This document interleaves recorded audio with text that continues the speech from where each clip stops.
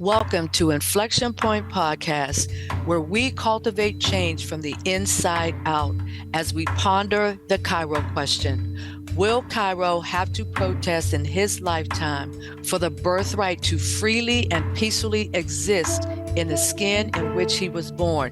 We stand on the belief that dismantling racism goes beyond laws and legislation or politics and economics. Here, anti-racism activation is presented as an inside job where personal transformation and accountability impact social change.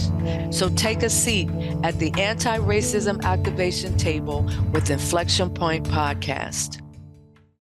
Well, hello, and thank you for tuning in to the latest episode of Inflection Point Podcast, where we are dedicated to the art of listening and authentic conversation.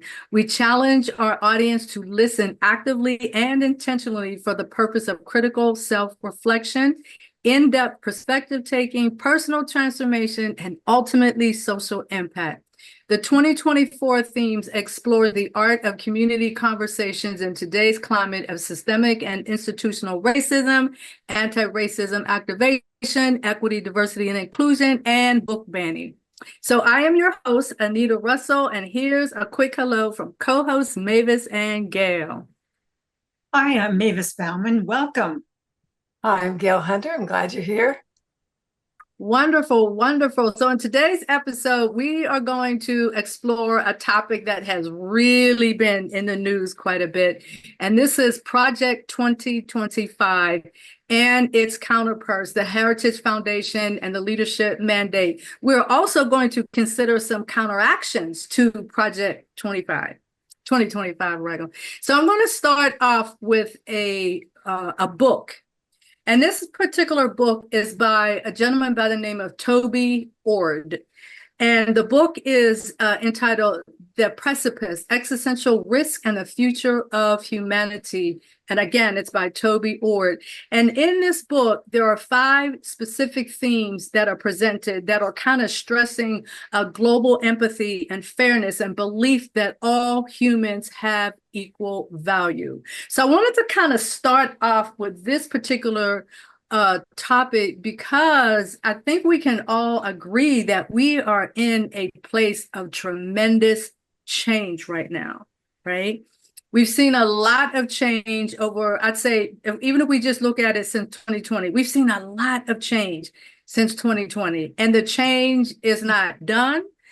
Everybody, I'm sure, is aware of what's been going on in the political climate with the upcoming election and all of that. And so I ran across this book and this idea of existentialism and what are some of the risks and things that are involved, I think is really, really relevant to some of the stuff that we're talking about today. So in this book, there were 5 major themes, and I'm not going to go into each one in depth, but there's 2 that I really do want to go a little bit further into.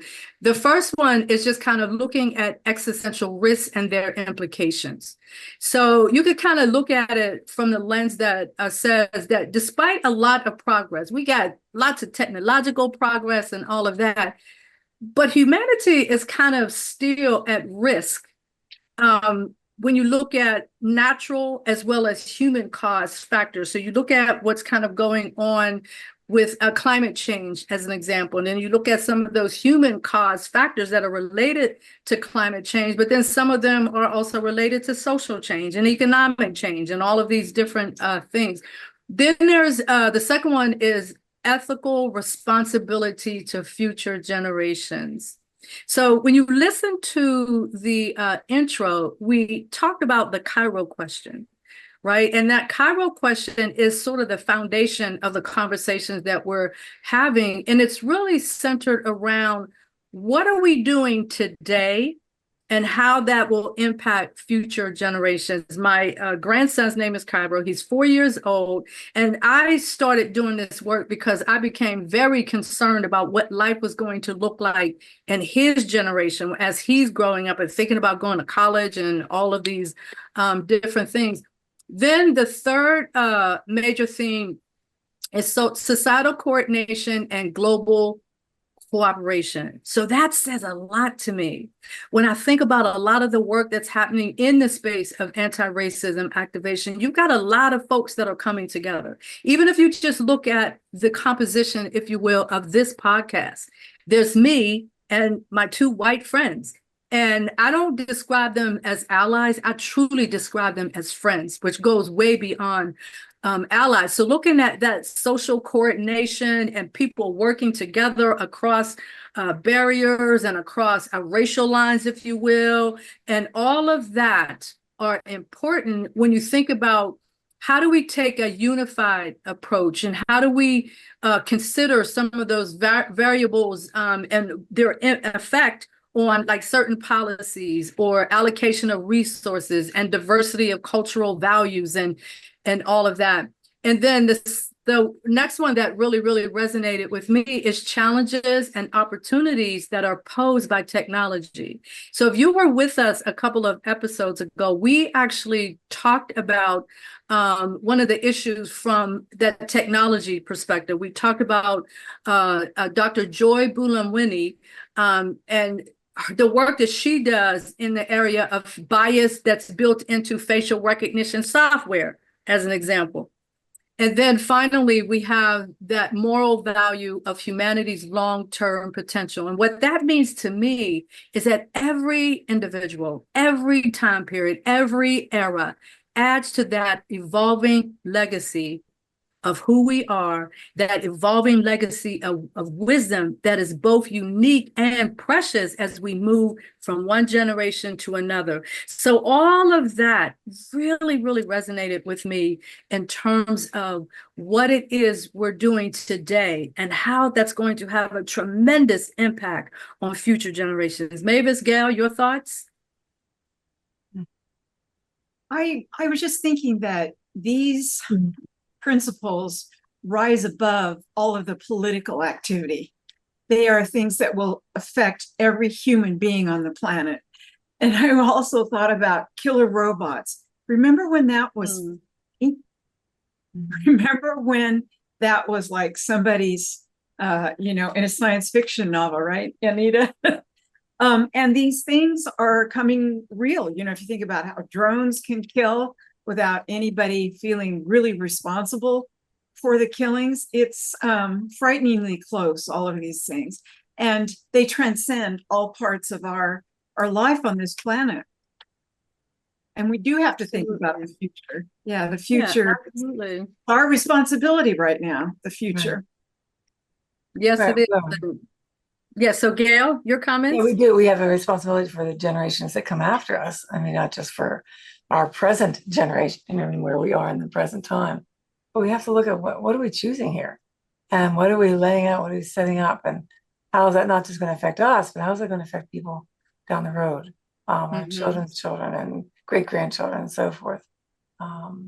We have to be more conscientious of that, and and increase our awareness and choices. Have to be very clear. Yeah, definitely. What they have been. Yeah. And it also, like a lot of what we talk about is through that historical lens. So it's just important for us to understand and have the truth as things have unfolded in history, as things have evolved, that we have a sense of truth and how that truth, because it's the truth that got us to where we are right now, but sometimes that truth is hidden. And it's hard to kind of put the pieces of the puzzle together to see how did we get from Jim Crow's, Jim Crow to where we are today, but we still have a long way to go. Well, right. If we can't see the truth of what we are still doing that participates in that continuing, we're not going to be able to change it, right? We have to be able to break through that barrier within ourselves, let alone collectively, be able to access that truth. Well, play a role. Yeah, that's right. Whether you think we do or not. Yeah. And it's important for everybody to recognize that you play a role. Even when you're not actively involved, you're playing a role, because your inaction can also contribute to things going in the wrong direction or going in a less than ideal direction and all of that. So I really appreciate this looking at this as this precipice of change, like we're in this place and there's so much dynamic stuff that's going on. And even when you think about the title of our podcast, Inflection Point Podcast, it's really about that point of change, right? That's right.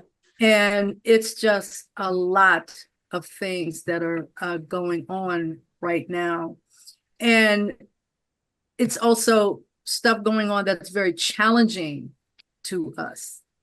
So when I think about the times that we're in now, I would say the thing that challenges me the most is really beginning to know and understand that the decisions that I make, the direction that I decide to go in is going to impact somebody in the future, right? So I built this whole entire platform on this idea that we have to do something different today in order to present something workable, feasible to future generations, right?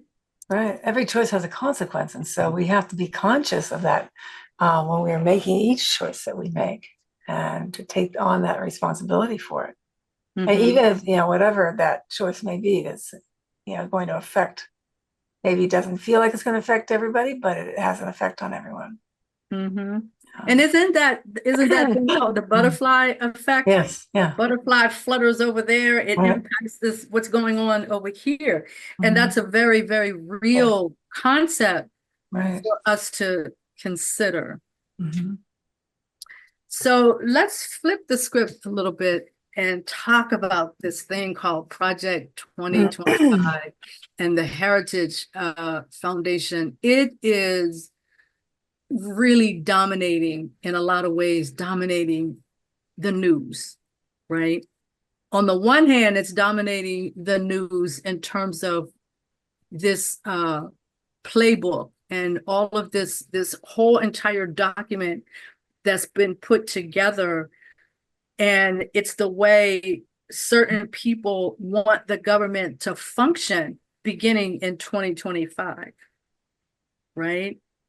And so there's a quote that I found from the organization that kind of originated the Project 2025.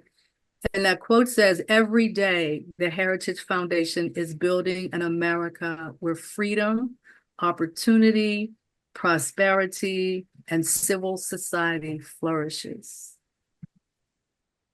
That's on their website, isn't it?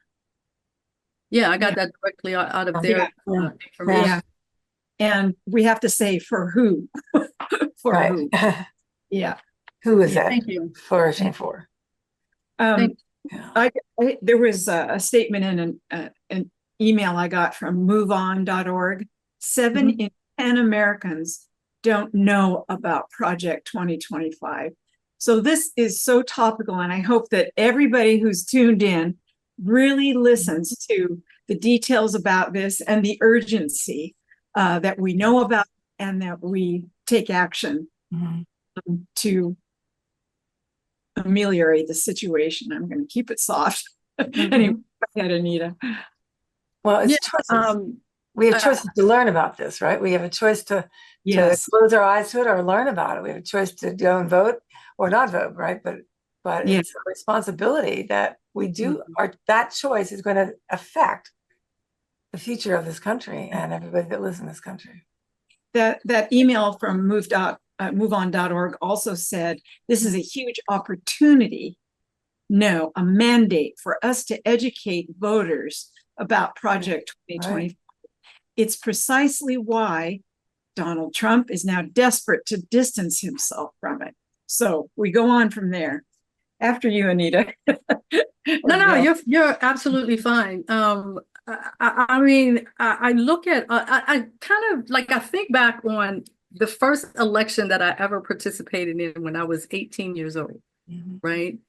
And that was for Jimmy Carter. He was the first president that I cast a vote for, Jimmy Carter. And I felt really proud that I participated in that process. Yeah.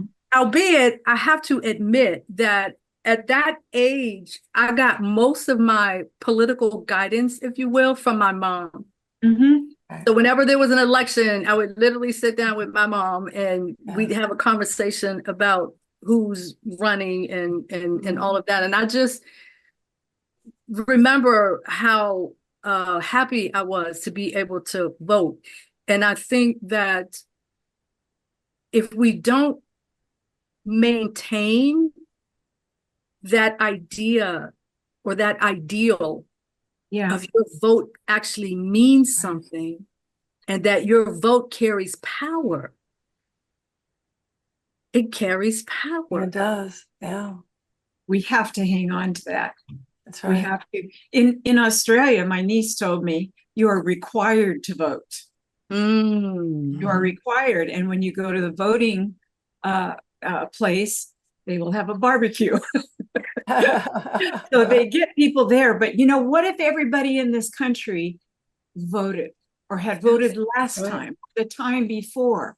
Where would it be? So yeah, do not discount the value of your vote. No. Absolutely. And that's interesting what you just said, that they're required to vote. And it's the opposite in the United States, particularly the climate that we're in now. We're trying to eliminate, well, not we as I'm participating in that, but some folks over here, that's part of their mandate, is kind of change the voting rules, gerrymandering and all of that, trying to manipulate the system so that it works out in the direction or the favor that they want it to be. So that's an interesting concept, which is the exact opposite of everybody's required to vote. Right. You get a driver's license, you are required to vote. I think I need to check in with her. It might be all citizens. Yeah. And that's of course. It's a responsibility that all citizens have, right? That we all have. I said driver's license. I was probably thinking of the wrong thing. Not everybody drives. I'm pretty sure it's everybody required. Right. Yeah. But if that is in fact accurate, that's a pretty cool concept. Yeah. I mean, think about it. Back in the day when we had the draft, when you turned 18, you had to go to the selective service and you had to register for the draft, right? So when you turn 18, driver's license or no driver license, you're obligated to go to the voter registration office and get yourself registered to vote. Right? Yeah. And at that time, some part of the population could be drafted and were too young to vote. That's right. Before the age limit was lowered. Think about that, being forced to go to Vietnam or whatever when you couldn't even vote. So all that backs up the value of it. So the bottom line is just acknowledging the importance of your vote, right? And so as we were putting together our resources and everything for this, one of the things that Mavis, one of the really good resources that Mavis presented was the interview on the Center for American Progress with Jamie Raskin. That was very powerful because it really put things in the right perspective. He put it in a way that's very understandable, right? But at the same time, I felt like it was a call for action. So maybe you presented that. So why don't you walk us through a little bit of some of what you got out of Jamie Raskin's interview? There's so much. The fellow that introduced him is Patrick Gasper, the CEO of Center for American Progress. And he said, Project 2025 is not some frivolous academic exercise. This is well-resourced, deeply invested in by over 100 organizations that are accustomed to being able to drive their agenda through an administration, through Congress, and they have come together to design this strategy.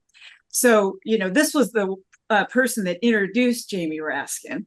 I can flip down to some of the things that Raskin pointed out. Stand by. Yeah, or tell me some of the things that really resonated with you.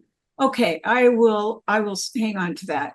The idea of firing civil servants and hiring back people who swear of their loyalty to the president. Just think about that. 50,000 people, isn't it about, that work in civil service? All have to swear. It might be even more than that. I mean, it's a huge amount of people that are civil servants. Yeah, it's huge. It's huge. But they, they're the ones that make our country run from an admin perspective. The idea that, we've been talking about anti-racism activation in this podcast for a couple of years now. And Project 2025 is not only an assault on whatever progress we're making with respect to racism, it is an assault on women, on education, on the economy, on climate change. Research for climate change will be stopped. It will be something Raskin said, I believe. It will be something that you do not mention. I just keep thinking about, I remember the Cuban crisis as a child. And I remember the talk of the communism and the Cold War that was just kind of in the air in my household. I didn't really understand it, of course, but I knew that the threat was big.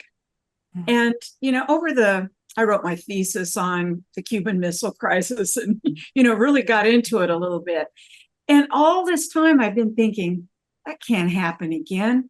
We've come this far. We've come this far, and this Project 2025 puts everything in the reverse. One thing Raskin said too was that Heritage Foundation, people that are supporting it are calling it the new American Revolution.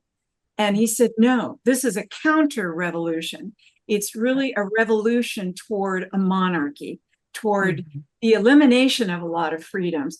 And, again, it's like they bring up issues as sort of window dressing to do the things that they want to do with enough power. For example, abortion. They inflame people about these issues about women's rights.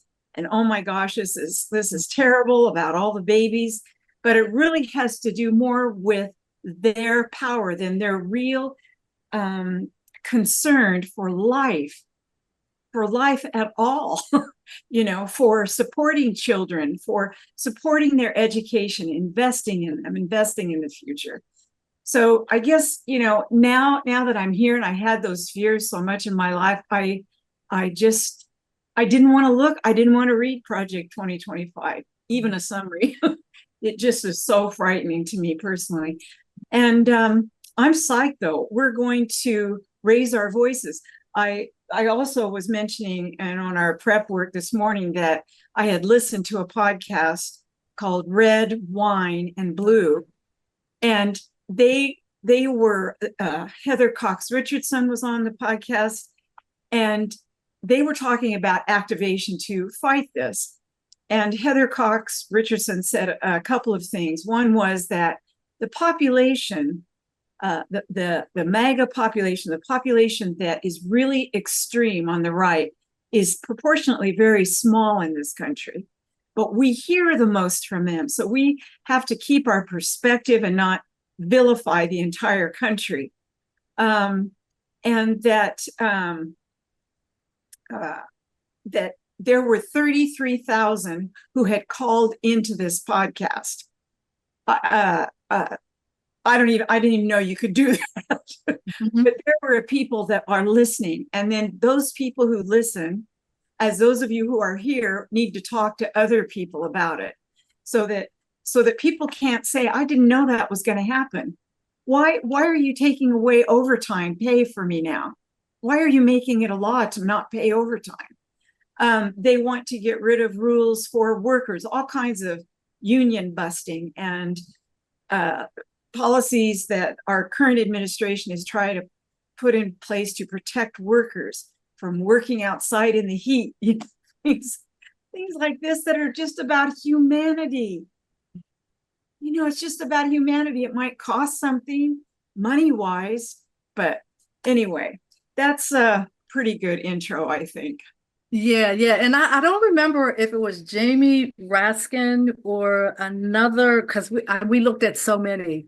Yeah, With yeah. that interview, or if it was another interview where I literally the topic, the specific topic was the whole idea of family first, which is really related to the whole fear, if you will, that's associated with low birth weight and birth weight Mhm. rather. I'm Yeah. sorry, birth Birth rates rate. Yeah, in right.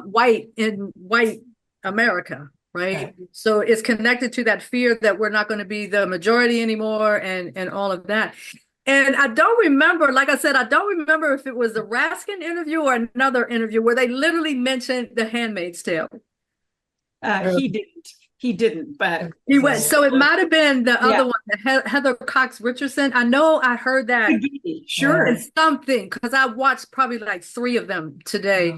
But in one of them, because that really resonated with me because I've been having conversations and I'm thinking, I was like, okay, this is starting to sound like The Handmaid's Tale. Like we're going in that direction when it comes to women no longer having control over their bodies. Because I mean, that's essentially what that was about. Like you don't control your body anymore. You're a property of the state. And so because you're property of the state, this is how we're going to, put together this procreation program, if you will. And if you're a fertile woman, then you're automatically in the program. Right? Because you know me, how me and my dystopian films and Yes. I just connect so many of these different things together. So Gail, did you have any comments on the Raskin interview? Well, it's just pretty much what you were saying. It's just that we have to pay attention to this. Our history is repeating itself, and we don't really want that. They can talk all they want about a revolution, but this is not, as you said before, a revolution. This is going backwards in time and history. And it's going backwards towards a dictatorship or towards a kingdom or whatever that they want to call it, but it's not democracy. Not at all. In any of the areas that they're talking about. One of the key things that Raskin said, I see it now, is especially with this last ruling about immunity for the president, that this plan would establish a unitary executive control directly under the power of the president, to whom everyone would swear an oath. Right. And he said, what does that mean? It's like when Trump took a Sharpie to the hurricane about to Florida, and he said, no, it's coming up to Alabama, and drew that on a weather map. Right. This project would put weather reporting under this unitary executive. Now just let that sink in. Right, just let that sink in, how ridiculous that is. Right. We're talking about a hurricane. And you're deciding that because you are who you are, that you get to dictate to the hurricane what its path is going to be. Right. Some people would say that that's a form of psychosis or dementia. Yeah, right? yeah. It's not based on rational thought process or pattern. Absolutely. So I did, one of the resources that we looked up is the Democracy Forward, and they put out a document called The People's Guide to Project 2025. And it's a summary of the mandate for leadership, the big 900 something page document. So there's a few things that I wanted to read out real quick, and then we'll go to a break. So one of them is, I'm just going to start at the top and work my way down. 220,000 jobs that were created or saved because of the American Rescue Plan. So we're talking about cutting that. They were talking about limiting the access of food assistance with an average of more than 40 million people rely on monthly. So we're talking like, at least according to this report, we're talking 21.6 million households of people that rely on food assistance, okay? Rolling back the civil rights protections across multiple fronts, including cutting diversity, equity, and inclusion related programs, GLBTQ plus rights in healthcare, education, workplace, like all of these things. Then we have, this is the one that really, really got to me, and it really connects back to the Cairo question. Cairo's 4 years old. Cairo's literally in like kind of like Head Start, early education and all of that. Eliminate the Head Start early education program, which serves over 1 million children. That's crazy. They'll be dumbing down the country.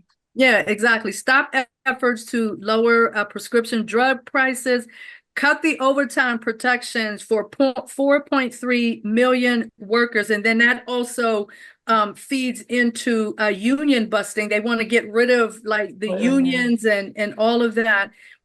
Pushing more people towards Medicare Advantage, in other words, private options. That's about 33 million people. Restricting access to medical abortion, denying students in 25 states and Washington, D.C. access to student loans because their school provides in-state tuition to undocumented immigrants. So you see how they're taking these things that are not related to each other, but tying them together. And then finally, exposing the 368,000 children in foster care to the risk of increased discrimination. So I just wanted to put those out there. We're going to take a break and then we'll come back and continue the conversation.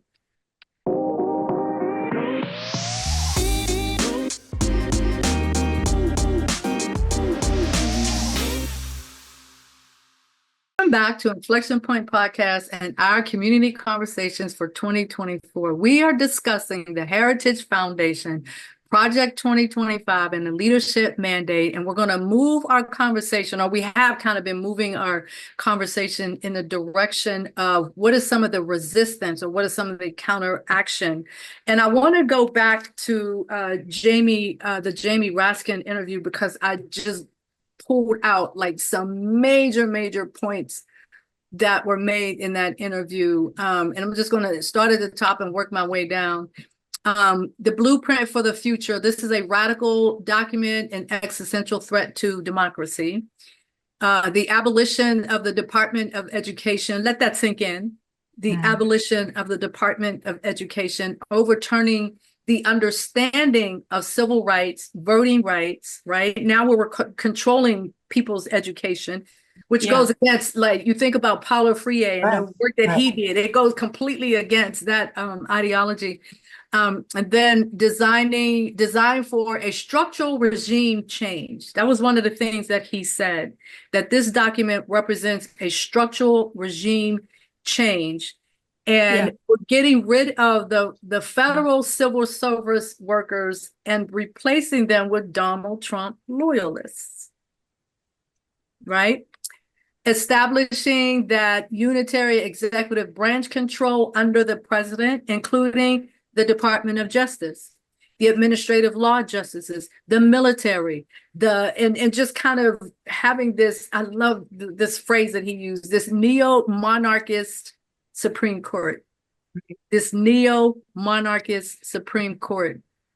And this just kind of looking at those decisions, the presidential immunity decision, and kind of linking that to the divine rights of kings, right? This is what Jamie Raskin's conversation, it was really kind of getting down into this level. And he mentioned at one time that he saw this as a death wish when it comes to like climate change and getting to the point where everything has been abolished, if you will, as it relates to climate change, keeping the air clean and the regulations and all of that is gone. And now it becomes taboo for you to even say the words climate change. Now tell me this doesn't sound like 1984. 2 plus 2 equal 5, right? Right. 2 plus 2 equals 5. And then some other politics, okay, looking at it as in terms of this being a political coup, right? And relating that back to the insurrection, right? Never forget what happened on January 6th. And then I thought it was really cool when he talked about how oftentimes the proponents of this way of living use the word republic and trying to put forth this argument that says we are not a democracy, we are a republic. And he corrected him, Jamie Raskin corrects them and says we are a representative democracy.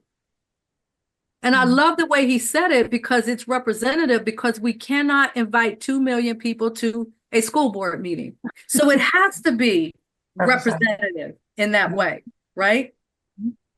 And then again, this whole idea of theocracy and moving closer and closer into this Christian nationalist phase, which has nothing to do with Christ.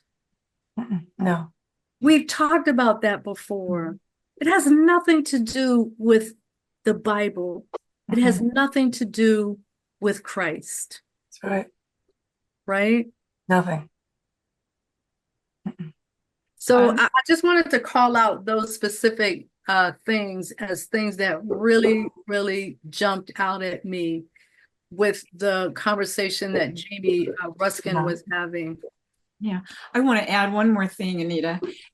I meant to say early on that for those of you who don't know who Jamie Raskin is, he's a fourth term representative from the state of Maryland. Jamie Raskin happened to be in the Capitol when January 6th went down. And anyway, he's an amazing human being. He said, "We are in a civilizational emergency and crisis. And the folks who have drafted this 2025 want to turn the other way and hand everything back to big oil and big gas, because that's where their campaign contributions are for 2024. And I would like to add, shame on you. Shame Absolutely. on you. Absolutely. Yeah. They are willing to throw everyone under that bus, right? For their own sake, for their own ego, their own financial desires, right? And most of all, that ego that needs to be fed by everybody. Yes. And ego states are all insecure states of being. Yes. Their leader, so to speak, is somebody that cannot tolerate anybody opposing him or questioning or doubting him, or not being up there as a loyalist, right? Yeah. It's just inconceivable. Inconceivable. And when you said this has nothing to do with Christianity, it has nothing to do with what Christ was teaching us. Oh, nothing. Nothing. It's all a political all made agenda. up. And the biggest thing when I think about Christ, and I think about the Great Commission, when he called the disciples to go out and preach the gospel, spread the gospel, not once did he tell them, you have to make people accept the gospel. That was not it. Yeah. Basically, what he said, when you go into a town, if they don't accept the gospel, shake the dust off your feet and keep it moving. There's nothing that's in the Bible that justifies like the Crusades. Like, you're making people have a certain religious belief, and that is the exact opposite of what the original framers, if you will, they were not looking at that. And they have that, what is that, the clause, oh my gosh, I can't remember exactly what it was. It was something that Jamie Raskin had mentioned about the clause. Clause with respect to what? Religion, or? I'm trying to find it. I thought I had it in my notes. It might come up again. Well, it is. It'll probably. It's all definitely completely opposite of what this country was originally supposed to have been. Oh, it's the freedom for religion clause. Right. That's what it was. It was a freedom from religion clause that says basically we're not going to force people to bow down to a certain religion or anything like that. So there's so many. You look at all of this, and it's like you're spitting on the Constitution. Yeah. You're spitting on the Constitution. Maybe even closer to burning it. Yeah. No, I mean, this is really an affront. So now there's a couple of groups. So Democracy Forward is one of them, and they're the ones that produced this People's Guide to Project 2025. And that was part of what I was reading about some of the items that they had listed there, but they're looking at it from a perspective that we believe democracy is worth the fight. use the law to build collective power and advance a bold, vibrant democracy for all people. And so Democracy Forward is a national organization, it's a legal organization that advances democracy, social programs through litigation and policy and public education, regulatory engagement, and all of that. So they are really, really involved in sort of moving democracy forward, as their name implies.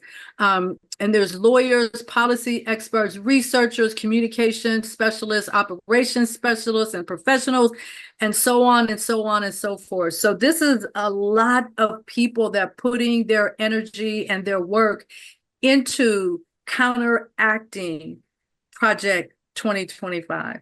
And one of the questions that they had on their website was, will democracy prevail? And as they were reading through, they went through and analyzed the mandate for leadership, that conservative promise, the one that's over 900 pages. And this is the statement that they put out. What we discovered was a systemic, ruthless plan to undermine the quality of life of millions of Americans, remove critical protections, dismantle programs for communities across the nation, and prioritize special interests and ideological extremism over people. Now that's powerful. Mm. That's Powerful. powerful. And it's frightening.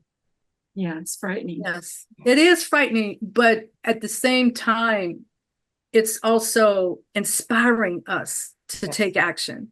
So even it's frightening, but not frightening in a sense that you're pulling back and like, oh, I'm just not going to do anything. You're paralyzed. Yeah. Yeah. It's Can't not afford like that. It's not like that. No, this is an opportunity. The for everyone opportunity, to exactly. learn, to understand what this is about, to do your own research, to be willing to ask the questions, to be really, really willing to see what the truth is and to seek that out. This is an Right. opportunity for everybody, each one of us. And it's an obligation to ourselves and to the collective humanity that we live in. Right. And the future, as we were saying. Right. Mm-hmm. I love Generations that. to come. Yes. Jamie Raskin quoted Frederick Douglass, who Mm. most of our listeners know was born into slavery and escaped to freedom and became a great freedom fighter. He said, if there's no struggle, there's no progress. And he says, power concedes nothing without a demand. Yes. Never Yes. has, and it Yes. never will. That's right. And then, which I just, that's just so powerful. Let that sink in, Mhm. as you say. And then he said, he quoted Tom Paine. He said, he fell in love with America, the promise of America back in 1774. He said, if this country lives up to its principles and its ideals, it will become an asylum to humanity. Mm. Refuge for people seeking freedom Yes. from Right. religious and political and economic oppression. That's right. That's what we're talking about. That's And exactly what that was my identity as American, as an American. You know, I believe that's who we are. We're what it says on the Statue of Liberty. yes. Right. But the big flaw in what it says on the Statue of Liberty is that this freedom, liberty, the pursuit of happiness was not extended to everybody. That's right. True. And now that is where, for me, that is why this work is so incredibly important. I mean, I look at it from the standpoint of when Donald Trump made this statement about Black jobs. Like, that still just really, really bothers me. But he made that statement about Black jobs and how there's like the Hispanic people are coming in and they're trying to take away the Black jobs. And I look at that statement and it's already in his mind. We are all in a little box. Black people are just all in a little box. Right. And he'll pull one of us out when it's convenient for him. Like when he wants to go to a Black barbershop and try to have this thing called Blacks for Trump event. And then nobody shows up except white people. Only white people showed up at this particular event. And then when it happened, when he did it at a church, it was the same thing. It was a handful of black people at that, but the vast majority of the people are white. So that is a telltale right there. It's telling you, Yes. this is not across the board. And so if we're going to do this work, put this project 2025 to rest, we have to be willing to tackle anti-racism. We have to be able to tackle systemic issues and Issues of economic issues and laws, and we have to be able to tackle all that through the lens of equity. Yeah. We have to. Right. Women's Because rights. I don't, like I said, I don't know what Donald Trump really meant when he said black jobs, but just in case he meant that when he gets in office, there will be certain jobs that are designated for black people, just in case that what he is what he meant. I don't want that. No. I don't want that. What happened to the idea of self-determination? That's what I want. Liberty, the pursuit of happiness, that's self-determination. That's what I want. That's what I want for my grandson. That's what I want for Noah. Mm-hmm. Yeah, and I would tell you, I think fear is what is driving all of that, right? The fear of losing that position of being in that white supremacist position, right? Mm-hmm. And I'm not going to wear this fear. That's theirs. And I don't want anybody around me to have to wear that fear. That's their fear. And they need to take it back and own it as what it is. And we all have to stand up and say, this is not going to happen. Yeah. We're not going to allow this country to go into a direction that is away from what we have been working so hard to create, which is a true democracy. Exactly. We are at that place where, when I shared with you, when I had that conversation with my mom about participating in the walkout at school, and my mom told me, Anita, it comes a point when everybody's life, when they got to make a choice of what are they willing to stand up for. We are in this point as a nation. What are we willing to stand up for right now, today, in all of this, right? So I did wanted to call out one other, because we're quickly running out of time. There's another organization called the Stop Project 2025 Task Force, and this was founded by Representative Jared Hoffman. And it is a central hub for pro-democracy members of Congress, groups of like forward democracy groups, similar to Democracy Forward, I should say, civil society, affected communities, coordinating, examining, highlighting, preempting, and counteracting this right-wing plot to undermine democracy. That's how they define themselves. And this is the Stop Project 2025 Task Force. So I'm calling all of these things out very deliberately for our audience. Please, please, please go and educate yourself on what this is all about. Get involved. Find yourself a Zoom, listen to podcasts, go listen to this podcast again, go to YouTube, listen to Jamie Raskin, listen to all of these people, so that if nothing else, you cannot say that nobody told you what this was about. Yeah, and even listen to the right wing. If if you're not familiar with what they're really saying, then you need to listen to that, and then listen to other people and what they're saying. People in the Democracy Forward groups and the Stop Project 2025 Task Force. Listen to them also, and then you've got to vote. You have to listen to your own conscious mind then, and then vote.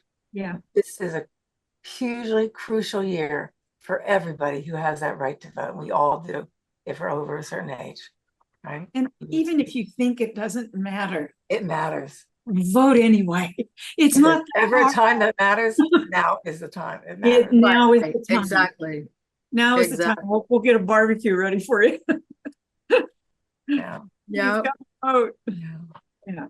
Yeah. So this is where we are now, just kind of looking at every individual who's either looking at this program, looking at the Jamie Raskin program, looking at any of the other things that we called out, the Stop Project 2025. Go to these websites and just educate yourself, because the bottom line is we have to decide how are we going to move forward? That's the value of your vote. That's what your vote is. It is determining how are we going to move forward as a country in this moment in history right now. Where do we want to go from here? So go online, download the full text of the Mandate for Leadership, the Conservative Promise, and that is on the Heritage Foundation. If you go to the Heritage Foundation, you can find that document there. Just download it.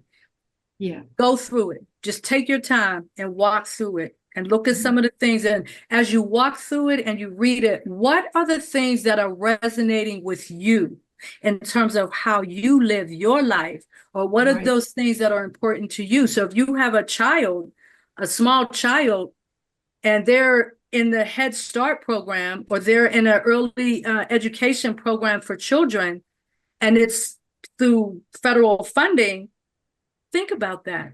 Think about it. Think about it. So this is not stuff that's just for, we're dividing ourselves. We're putting all the colored people over there, and we're putting all the white people over here. Oh. White people are going to be impacted by this as well. Yes. If they take away, think about that. If they take away the Department of Education, just think about that. And then replace it with their version of what education needs to be look like, which they try to use the word indoctrination, that's what woke means. It means you're indoctrinating. Yeah. Exactly what you're accusing your so-called enemy of doing, that's what you're doing. Yeah. You want to put together an educational system in this country that indoctrinates kids to think and believe. Now, how many Twilight Zone episodes have we seen where they tried to do stuff like that? Just think about that, right? Many. Oh, we're living it. I wanted to call out one other group. It's called please. NOPE, Neighbors Defending Democracy. NOPE is their acronym. And tonight at 7:00, Heather Cox Richardson is, there's a Zoom available, and it's about the importance of grassroots organizing. Yes. Did I give you guys that link? I don't think so, but we're almost out of time. So okay, I'll send it over to you. Just send it over to me, and then I can pop it onto the promo page. So our audience, when they go on, they can see that information. Send it right now. Yes, so we are literally out of time, and I want to leave you with this quote, as I always do. And this quote is from the author Octavia Butler and her book, The Parable of the Talents. And she said, "Choose your leaders with wisdom and forethought. To be led by a coward is to be controlled by all that the coward fears. To be led by a fool is to be led by the opportunities who control the fool. To be led by a thief is to offer up your most precious treasures to be stolen. To be led by a liar is to be told lies. To be led by a tyrant is to sell yourself and those you love into slavery."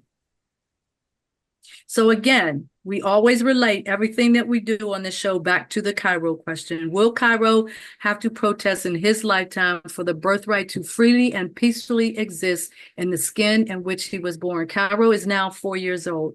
We've been asking this question since Cairo was born, right?